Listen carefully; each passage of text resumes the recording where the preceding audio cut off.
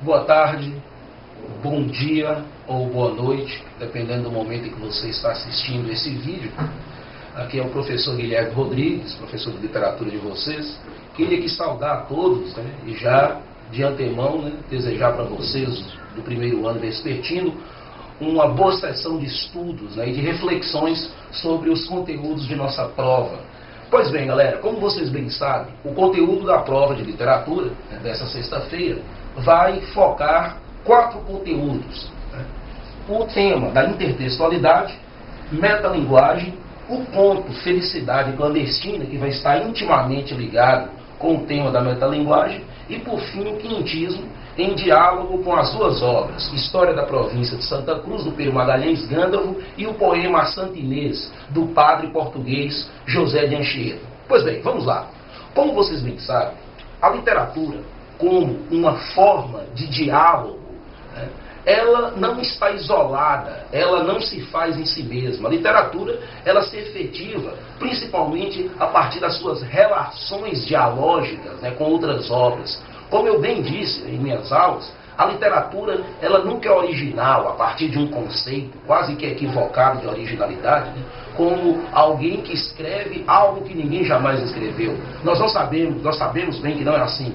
Então, quando nós pensamos nesse diálogo que um texto literário mantém com o outro, nós vemos então com o conceito de intertextualidade, que é o quê? É o texto que, de uma forma ou de outra, mostra a sua base em um outro texto que o antecede. A intertextualidade, ela pode se manifestar de diversas formas. E aqui nós temos alguns exemplos de manifestação desse chamado diálogo intertextual, ou seja, o diálogo de um texto com outros textos. O primeiro conceito de intertextualidade, que é o mais básico, é o que a gente chama de citação. Quando em um poema, em um conto, em um romance, o escritor ele faz referência a uma obra. Lembrem do livro Transtorno de Anelito de Oliveira, em que o Anelito, em um poema, ele diz, Narciso, olha-se para o espelho e é engolido. Aqui o Anelito faz um diálogo, cita o famoso mito grego do belo jovem Narciso. O outro poema, lá no último poema do livro, Brasília Blue, ele diz, por exemplo, abril é o mais cruel dos meses. Ele está aqui claramente dialogando com a obra de um escritor norte-americano, T.S. Eliot. Então ele faz essa citação dessa obra, uma referência a essa obra.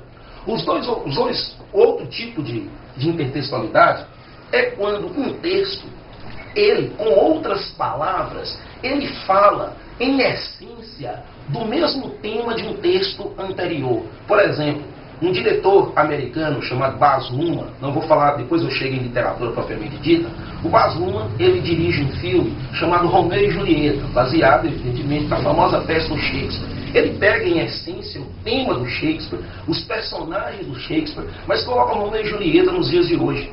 Ele adapta, recontextualiza a famosa obra de Shakespeare, mantendo a essência, mas dando uma nova roupagem. Então, quando é que acontece a intertextualidade? No poema que eu trabalhei com vocês, do Carlos Drummond de Andrade, um poema chamado A Nova Canção do Exílio, o Drummond pega o famoso poema do poeta romântico Gonçalves Dias e fala de toda aquela essência saudosista, essa visão muito amável e pura e sublime do Brasil, a mesma coisa que o Gonçalves Dias fez no século XIX, só que aqui com outras palavras. Então a paráfrase é o quê? Essa frase paralela. Elas dizem a mesma coisa, em essência, mas com palavras ou construções poéticas diferenciadas, mas mantendo a mesma essência. É o contrário da paródia. A paródia, ela pega o texto anterior não para reverenciá-lo, não para corroborar ou concordar com ele, pelo contrário,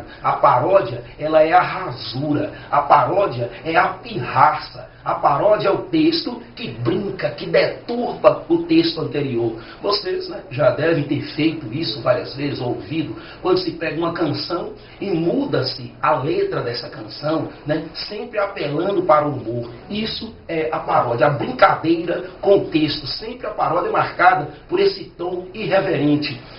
Tem um poema de um poeta modernista, o José Paulo Paes, né, que pega o mesmo poema Canção do Exílio do século XIX, do Gonçalves Dias, e ao invés de Minha Terra tem palmeiras, onde cantam os sabiás, ele diz canção facilitada, canção do exílio facilitada, em que ele brinca. Lá, maná, papá, sinhá, sofá, cabá. Ou seja, essa brincadeira que ele faz com o poema do Gonçalves Dias é o que nós chamamos de paródia.